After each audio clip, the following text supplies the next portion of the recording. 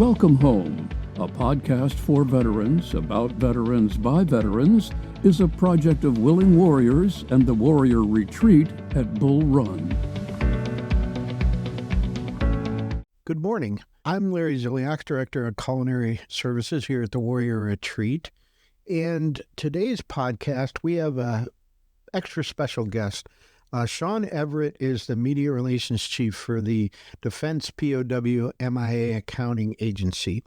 And I have been wanting to have somebody from their agency on the show for quite a while. I ran into them down on the mall this past summer, and I really just thought the mission was incredible, and I'm certain that a lot of listeners just aren't even familiar with what they do.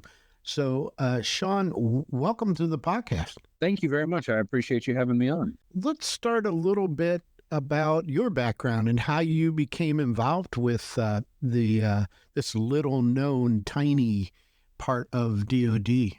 Yeah, well, so a little bit of my background. I've actually been in 3 of the 5 services, DoD services. I started off in the Navy back in the 90s.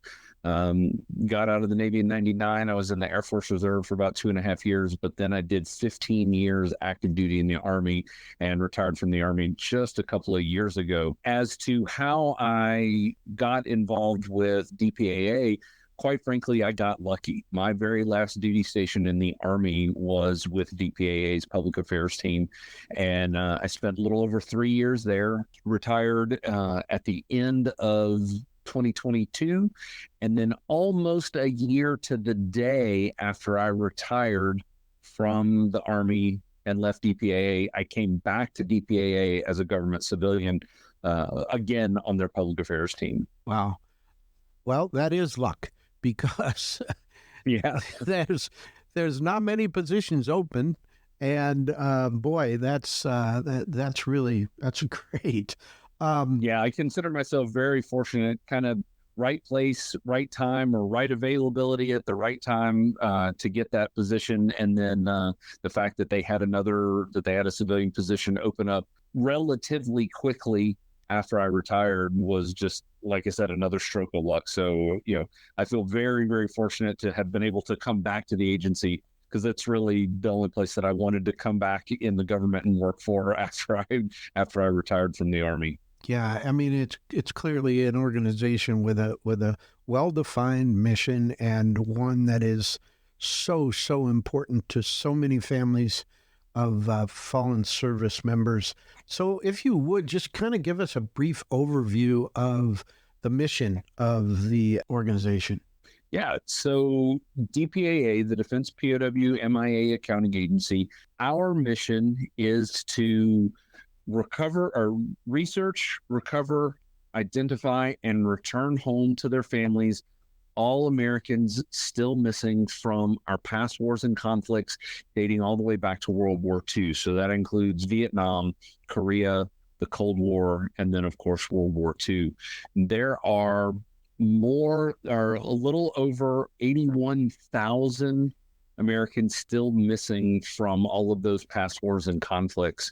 And it's our solemn promise, not only to those service members, but to those service members' families, to find them and bring them home. And so there's no current POWs held anywhere in the world. Is that correct? That is correct. Okay.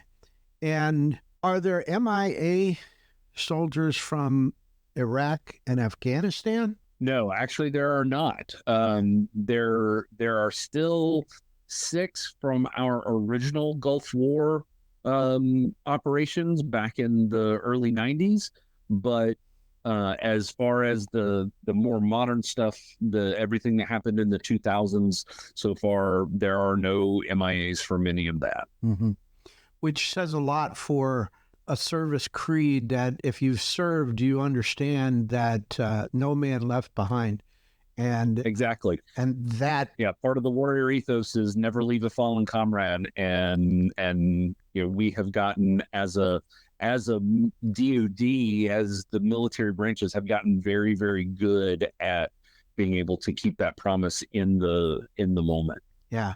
And that goes all the way back to Vietnam and the Sante raid and trying to recover prisoners of war. And I mean, our branches will go to no end to especially recover POWs, but also the remains of fallen soldiers. This is something that's close to my heart. I have worn a MIA POW bracelet since 1972 for a Master Sergeant Mike Scott. He was an Army Special Forces sergeant who, at the time of his disappearance in 1969, he was on a small little bird. Well, actually, it was a little light observation plane that was circling over a downed helicopter when he was shot down. Him and his pilot have gone missing and never recovered, never found. And I still wear this to this day. Our listeners are familiar with some of the work that you do. One of our previous guests on the podcast is Colleen Shine with Sons and Daughters in Touch, and your agency helped recover her father's remains from Vietnam.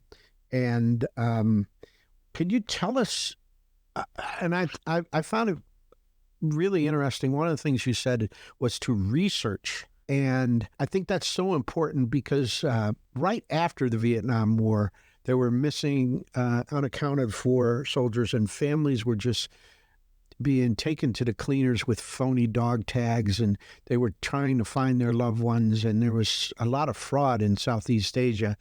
But when you guys get information about a possible site where soldiers may be found, tell us a little bit about all the research that goes into trying to verify that. Yeah, well, research is the first step towards finding and identifying any missing service member. When we get tips, especially there in Southeast Asia for the Vietnam War, we have 3 different detachments in Southeast Asia that their main focus is the Vietnam War. We have one in Vietnam, one in Laos, and one in Thailand that does a lot of work in Cambodia.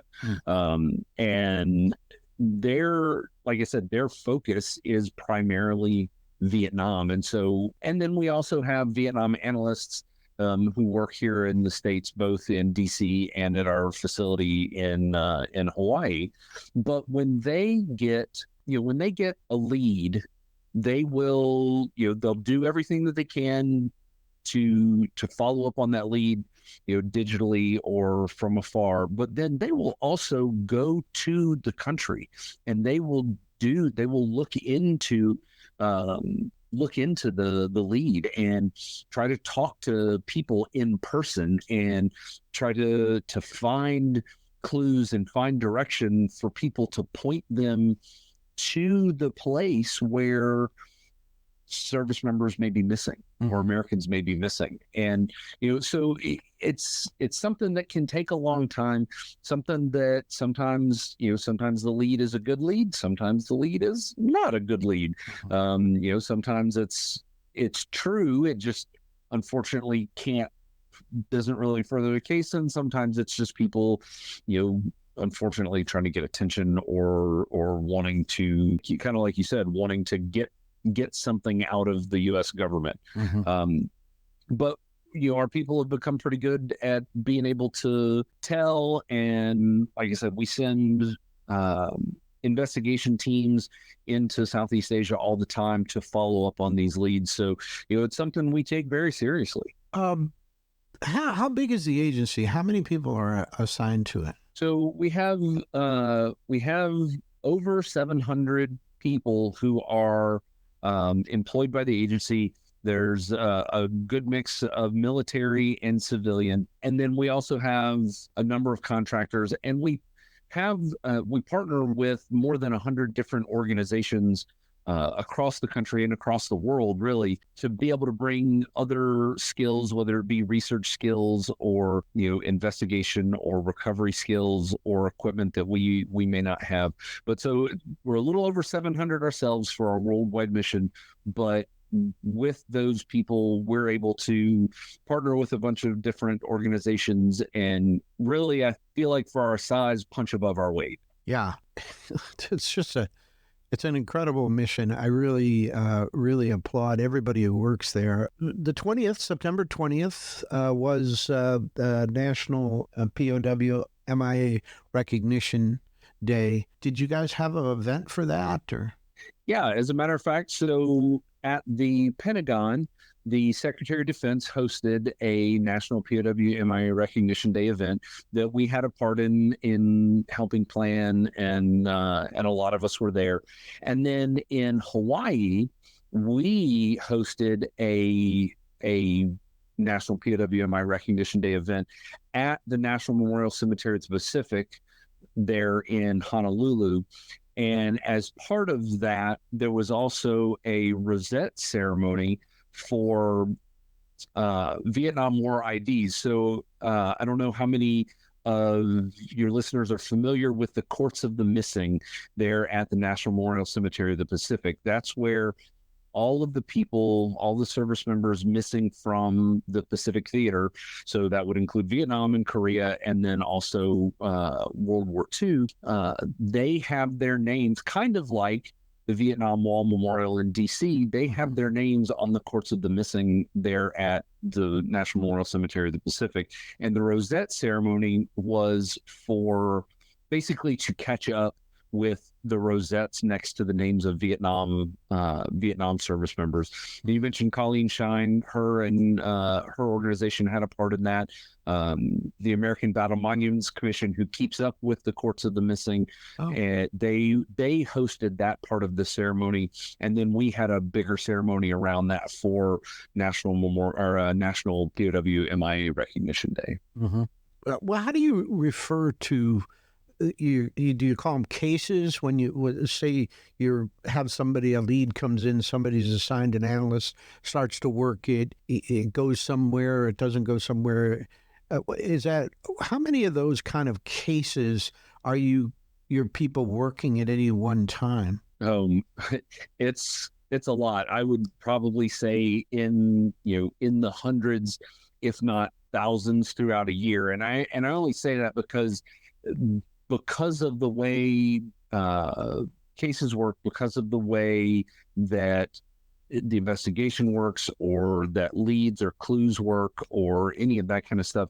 Our historians and analysts can't, unfortunately, necessarily stick with a case from beginning all the way to, okay, we found it, we found this guy, and they only work on that one case. There's really, it's more of, I guess, kind of like projects. In a way that they work a geographical area, or they work a specific conflict, or they work a geographical area for a specific conflict with in regards to World War II, because that is literally all over the globe. And we have different teams that work World War II in the Pacific that are, and then different teams that work World War II in European and Mediterranean area. And so I would venture to say that it's probably not an exaggeration if our historians and analysts, touch or at least work on a little bit, more than 1,000 cases total throughout the year. Yeah. Well, I imagine, but the exact number, unfortunately, I don't know that it would be possible, because I'd have to almost go to every historian and analyst and be like, how many cases have you worked? How many cases have you worked? Yeah. I imagine it's a lot like police work. You put some time in investigating something, then you have to wait for analysis or something from the laboratory before you can continue. So you're on to another case, and you have multiple caseload. Absolutely. Yeah. As a matter of fact, it's very much cold case work, very similar to cold case work that the police have to do. So, yeah. What geographic area on the globe have you recovered the most remains from? Do you have any sense of that? Oh, boy.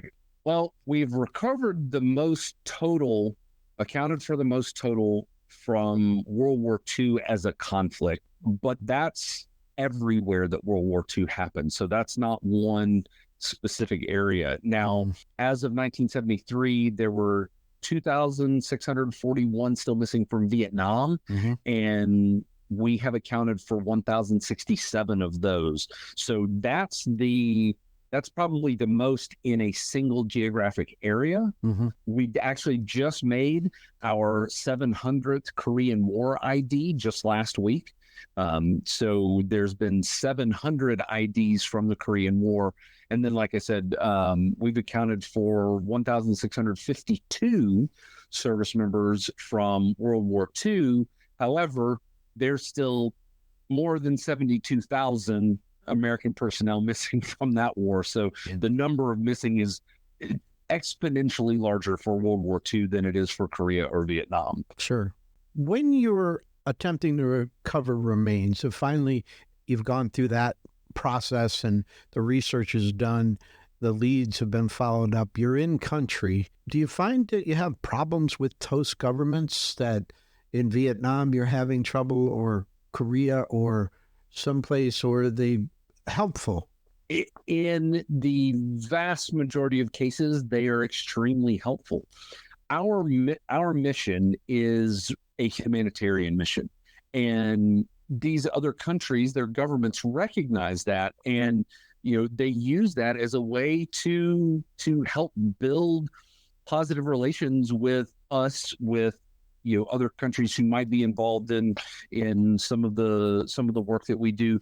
It's a way to build diplomatic ties with all of these different countries. Vietnam is a perfect example of that. Mm-hmm. Back in the 70s and early 80s, when we started going into Vietnam to search for missing service members, we were still enemies with Vietnam. The fighting had not been stopped for that long. But the Vietnamese government recognized the humanitarian nature of our mission, and so allowed us to come in to search for our missing service members. And that mission, that humanitarian mission of DPAA's predecessors, is what opened the door to normalizing relations and bringing about the strong relationship we have with Vietnam today. And so our mission to find these missing service members in all these different countries is a great way to be able to open diplomatic doors that might be hard to open otherwise. Well, let me just give our listeners the webpage. I want everybody to go to the webpage. It's www.dpaa.mil, M-I-L. Take a look at it. There's some really great material on there. It's probably going to be the first time I've directed our listeners to a webpage and told them not to bang on that donate button. So they'll be happy to visit that. Talk about budget. Is budgeting an issue, or does the agency feel it has enough money from Congress and in the budget to fulfill its mission, or should our listeners be talking to their Congress people about more money? Yeah, we have a very generous budget from Congress that allows us to work in 46 different countries across the U.S. and allows us to partner, like I said, with more than 100 different organizations to be able to work in all of those countries. And so we have a pretty good budget. Now, like anyone, could we potentially do more with more money? Yeah, of course. But at the same time, we're definitely not over here complaining, oh, we don't have enough money. We have a budget to work within, and that's set by Congress every year. But it still allows us to get out there and get into these other countries and do the work that that we've been mandated to do, and find those missing Americans. When was the last time that you all repatriated the remains of a service member? Oh, it happens all the time, quite honestly. Like I said, last week, we just accounted for our 700th Korean War ID. We've got people in Papua New Guinea right now looking for, doing more than one recovery mission, looking for World War II service members. We almost always have teams in Southeast Asia, whether Vietnam, Laos, or Cambodia, looking for Vietnam missing. We just had, I think, a team just finished up with one of our joint field activities over there, because every time we go to Vietnam, we partner with the Vietnamese government. We have a great partnership with them. And then, so exactly when the last repatriation was, I honestly can't tell you, but we have them on a pretty regular basis. Monthly, often more than once a month, remains come into either our facility in Hawaii or our facility just outside our at Offutt Air Force Base, just outside of Omaha, Nebraska. Remains come into both of those places on a pretty regular basis. So while I can't tell you exactly when the last time we've had a repatriation, I would bet money it's probably been within the last week or so. Yeah. Well, that's good. I mean, I didn't want to leave our listeners thinking it's something that's just not happening all that often, but it is happening frequently. And tell us a little bit about the process. So the research is done, the leads come in, you have a number of people from your agency in country, and they recover the remains. Are they sent then to Hawaii or Offutt for DNA identification, or what's that process like? Yeah, so once we have a set of remains, whether we send a recovery team out and they found it in the field, or it came from a disinterment of an unknown at an American cemetery overseas or the National Memorial Cemetery of the Pacific there in Hawaii, once we have remains, they will go to one of our two labs. Typically, everything from the Indo-Pacific area goes to our lab in Hawaii, and everything from the European Mediterranean area goes to our lab in Nebraska. Though there are some Indo-Pacific larger projects that take place in Nebraska. But once remains get into our lab, or one of our labs, our forensic anthropologists pore over these remains and very meticulously catalog, measure, weigh, all of those kind of things. And they do forensic analysis on these. We actually employ more forensic anthropologists than any other organization in the world. And our people are very good at what they do. And so they, like I said, they pore over these remains, they catalog them, they evaluate them, and use them to say, okay, this is, this could have been a white male, roughly 20 to 25 years old, that probably stood between, 5'8" and 5'10". And they can they can get all of that from the analysis that they do. The remains have teeth. We have forensic odontologists or forensic dentists who will examine the teeth and the jaws and compare that to any records that we might have for those service members. We also have other things that we can do, such as isotope testing, which isotope testing can tell us where a set of remains were from, like where in the world that person grew up. When you say you are what you eat, that is very true when it comes to isotope testing. And so by that kind of testing, we can tell where in the world a person grew up, which helps a lot as far as when we recover remains that may not be of an American, or when remains that have been buried as an unknown were commingled, which means more than one set of remains buried in a single casket together. That can help differentiate that kind of thing. And we also have things like chest radiograph analysis, which is basically your clavicle is unique to you, the same as, say, your fingerprints or your iris, your retinal scan, your eyes are. And back during Korea, they would do chest x-rays, basically looking for tuberculosis, but those x-rays show the clavicle and are in these service members' files. And so we can do x-rays of the remains when we get them back, and we can compare clavicles and help make a match that way. But those are a few of the different lines of evidence that we can use to make an ID.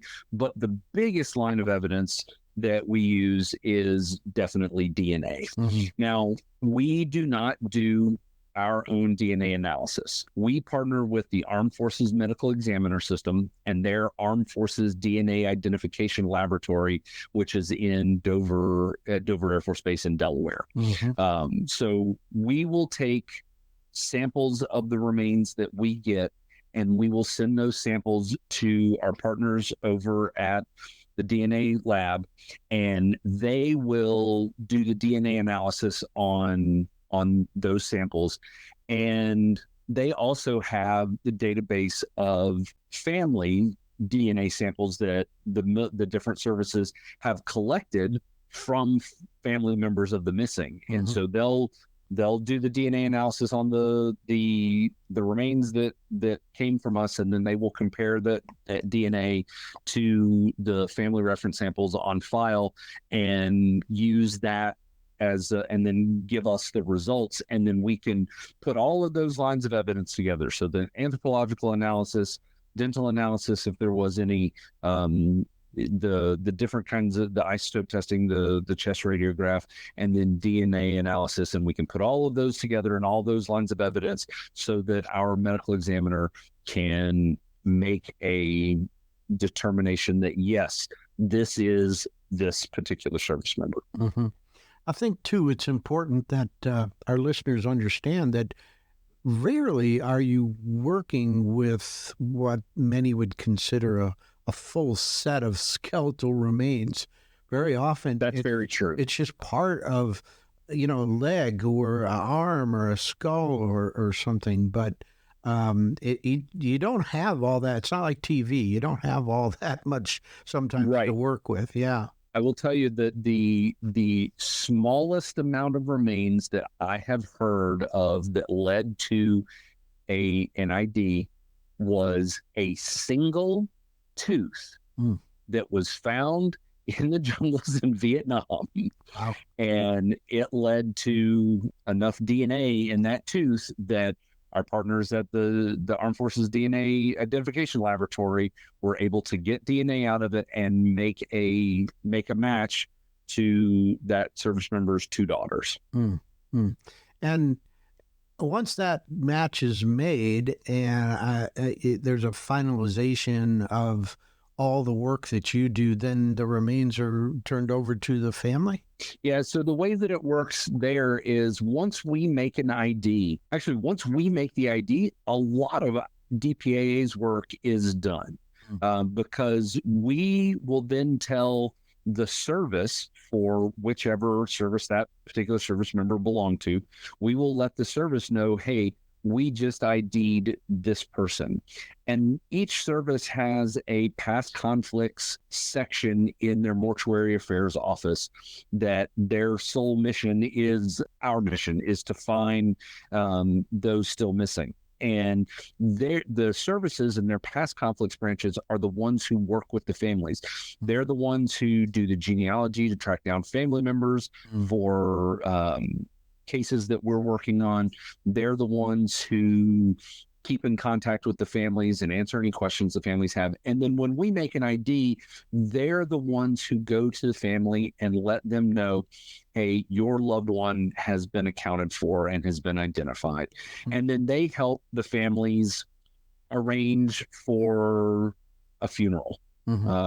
Some families bring their loved one home and have them buried at a cemetery near where the service member's parents or wife or potentially children or what have you, bring them home to, say, the family cemetery. Yeah. Others will choose to have them buried at Arlington National Cemetery here in Washington, D.C. Some will be, especially if they were unknowns, buried at the National Memorial Cemetery of the Pacific in Hawaii. They will have them sent back out there and buried, given a proper single burial out there. It really just depends on the family, but the services assist those families in helping them put that all together, and pay for the travel to get to for the families to get to the funeral, and so on and so forth. Nice.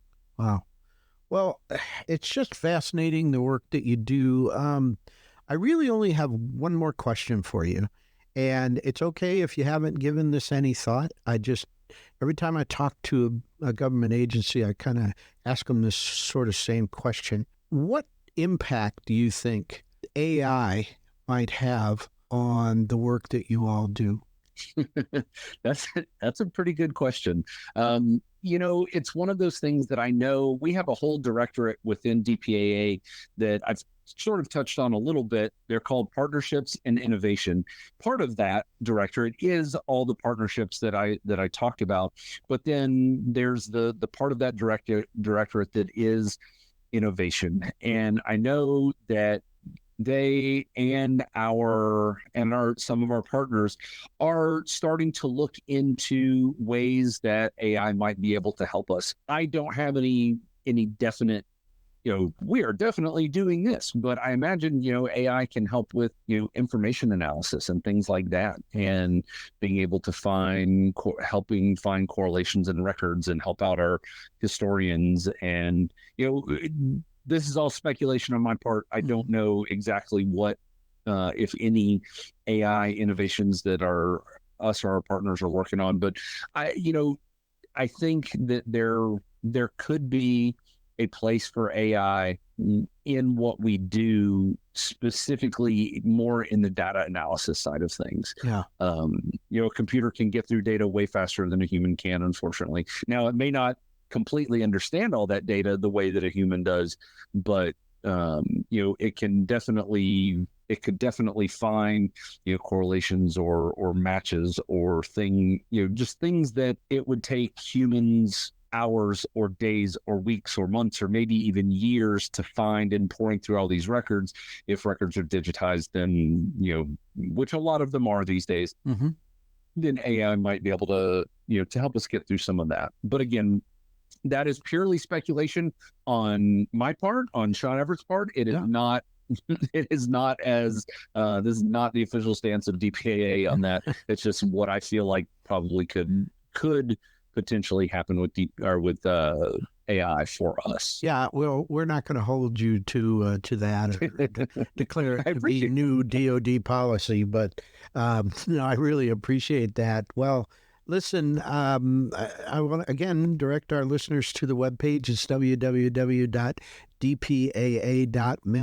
Check it out, and a lot of great resources. You'll really get a good understanding of the mission, and it's a phenomenal thing that they do, and it's so important for the families, the Gold Star families, to bring their loved ones home. So, Sean, thanks so much for joining us. I really appreciate it. Larry, thank you very much for having me. It is always a pleasure to talk to people about what we do as DPAA. You would be surprised at how many people that we meet or talk to during the different events that we have going on all over, that they're like, wow, I didn't even know the U.S. did this or that you guys existed. And so being able to come and talk to you and help inform your listeners, it's always a pleasure. That's great. Well, thank you so much. And for our listeners, we'll have another episode next Monday morning at 0500.